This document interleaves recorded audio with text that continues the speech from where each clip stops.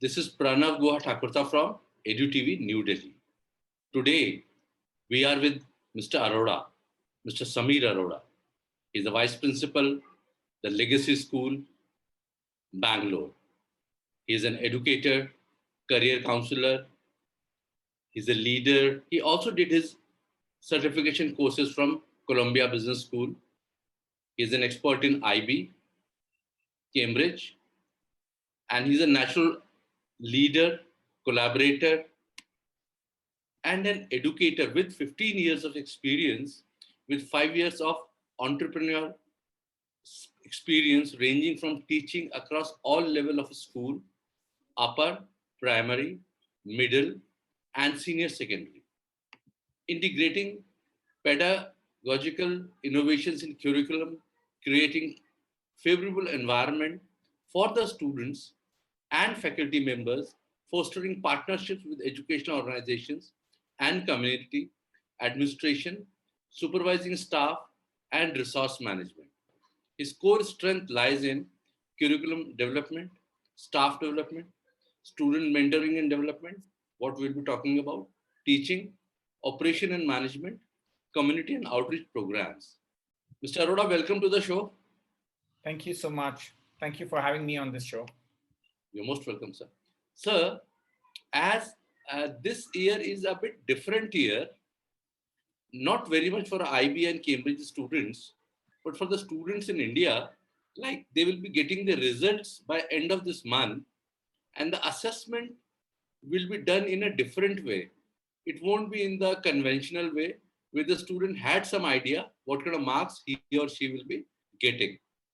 So parents are quite confused. They are in dilemma, especially the middle class parents, because they want their ward should get admission in some good college or university. So I would like to have your advice for the universities, how they can smoothen or ease the process.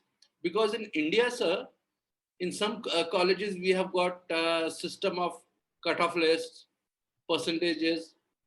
In some, they have got their own examination. Some, they have got a state examination. Some, they have got combined examination. And abroad, where majority of the students are going, they make resume, then they check out the community work, then they check out what kind of like internships they have done, and definitely the marks also. So I would like to request your advice for the universities and colleges, both India as well as abroad. Sir. Thank you. I think, first of all, the larger question arises that why is there a problem right now? Why are we facing this problem and anxiety? I think as a country, our education system is totally oriented towards the output of exams and percentage in grade 12. So obviously the exams become very high stake. And this creates a vicious cycle where schools and parents and universities start focusing on the percentage of marks a student can get rather than the actual learning.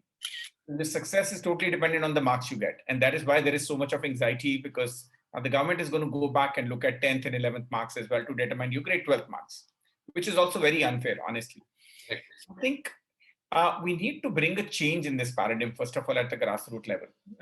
Rightly, you said we don't know what careers will exist from 4 years from now. What are we preparing our children for? There's a lot of conversation.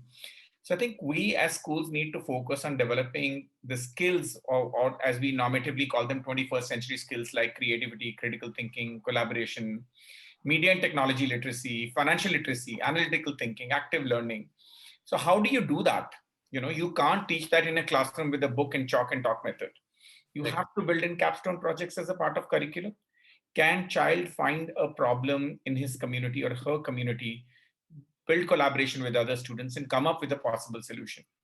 Can we shift our focus from one end of the year summative assessment to more formative assessment through the year? We wouldn't have landed into this problem if these practices were in place. Schools also need to partner with universities, because there is always this gap or an argument between higher education and students, and then higher education and industry. Higher education feels that students have not been prepared well enough by schools to be successful in universities. I agree. Schools don't know what to do to make them successful in higher ed, because they are focusing on percentage of marks which parents want, universities want. So I think a common platform where a conversation can happen, and the diffusion on high stake exams has to happen. Universities don't have to look at one percentage in one exam in a child's 12 years of journey and decide how good it is. And I have multiple students. I don't have this thing any filters to say that Delhi University is one university where every year I see 3 4 students suffering because there is a high stake examination focus on percentage. So can universities, just like in foreign universities, build a rubric and do holistic review of education? Or what does holistic review of education mean? You can decide 4 to 5 parameters. Those parameters can be interview.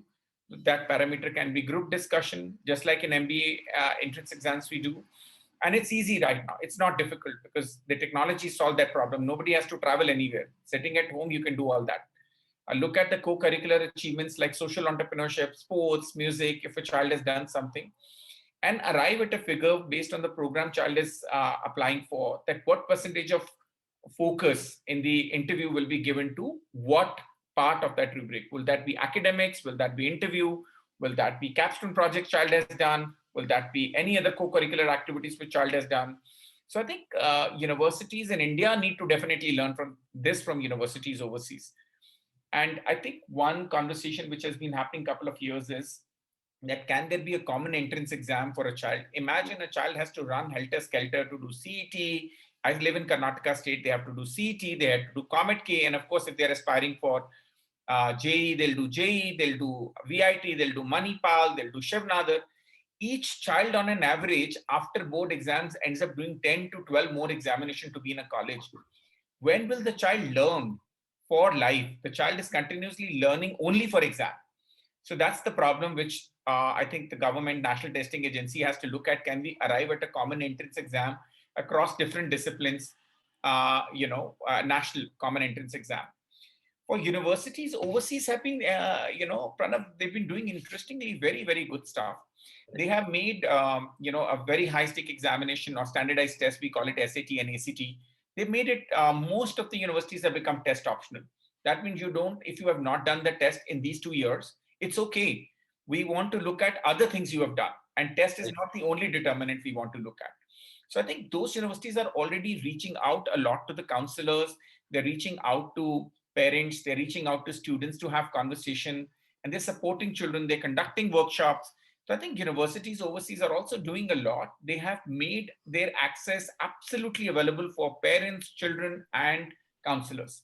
So I think universities over, again, I'm right now talking about US and Canada primarily, and of course UK is also doing that.